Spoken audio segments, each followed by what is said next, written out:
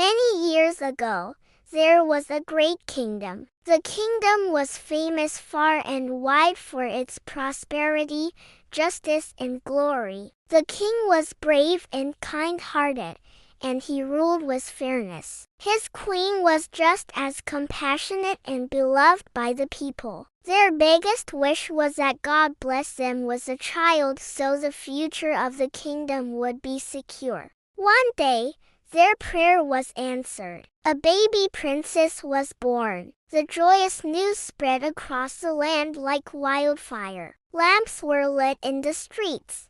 People shared sweets.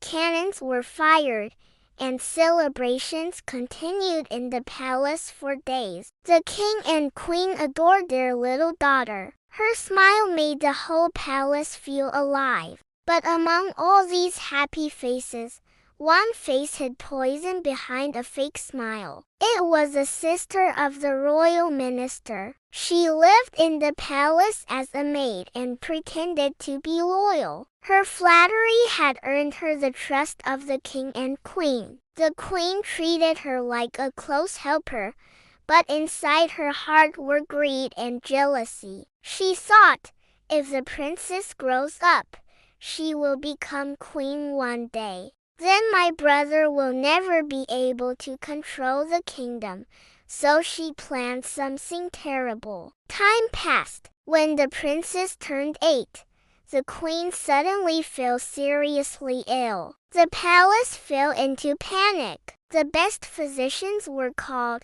Rare herbs were brought, but her condition worsened. The king cried helplessly while watching her suffer. The princess held her mother's hand and prayed every night. A few days later, the queen passed away. The palace fell into mourning. The princess had lost her mother, and her young heart carried a wound that would hurt her for many years. No one knew that the queen's illness was not natural. The minister's sister had been slowly poisoning her food every day. She acted innocent on the outside, but she was quietly carrying out her evil plan. After the queen's death, the king drowned in grief. He lived only for his daughter but became lonely and weak. The minister and his sister used this chance to strengthen their hold on the king. Soon the king also fell sick.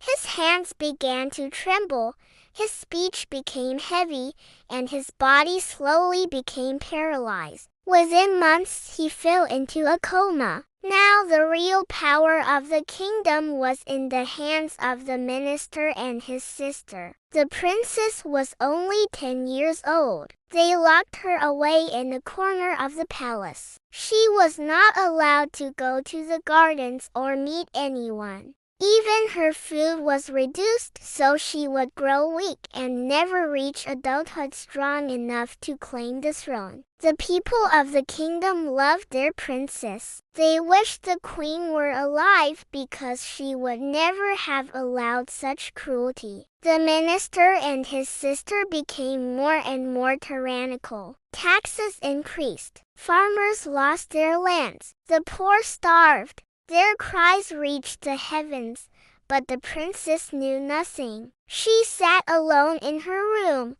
full of questions with no one to answer them. Only one old maid remained with her, the same woman who had served the queen. She was loyal, wise, and courageous. She had seen everything with her own eyes and knew exactly what the minister and his sister had done. One night she said to the princess, "Child, your parents wanted you to serve your people one day. This is the time. If you remain hidden, these tyrants will never let you become queen." The princess whispered fearfully, "But how can I go outside? There are guards everywhere." The old maid smiled. "I will disguise you and take you out myself." A few days later, they got their chance. The old maid smuggled the princess out of the palace. For the first time in her life, the princess stepped outside her prison. Her eyes were full of wonder and fear. She walked through the streets and saw hunger and misery, children fighting over crumbs of bread, farmers crushed under debt, mothers crying for food. Her heart trembled. She thought, "These are my father's people. How is this happening? And why am I locked away?" She saw an old woman who hadn't eaten in 2 days. The princess tore a piece from her own shawl and gave it to her, saying, "Pray for me, mother." The old woman kissed her hand and said, "May God make you our queen. Have mercy on us." Tears filled the princess's eyes. During this journey, she met a prince from a neighboring kingdom. He was brave and kind, and he too was traveling in disguise to see the condition of his people. When he met the princess, he immediately sensed the sadness in her eyes. The princess gathered courage and told him everything. The prince listened quietly and then said, "I will help you. This kingdom belongs to you. Your people love you. You only need to be brave." For the first time, hope lit up in the princess's heart. Soon the princess secretly planned a revolt with the help of the prince and the people. The public already hated the minister and his sister. When the princess finally appeared before them, they stood with her. A grand court was held in the palace. The prince and the people exposed every crime of the minister and his sister.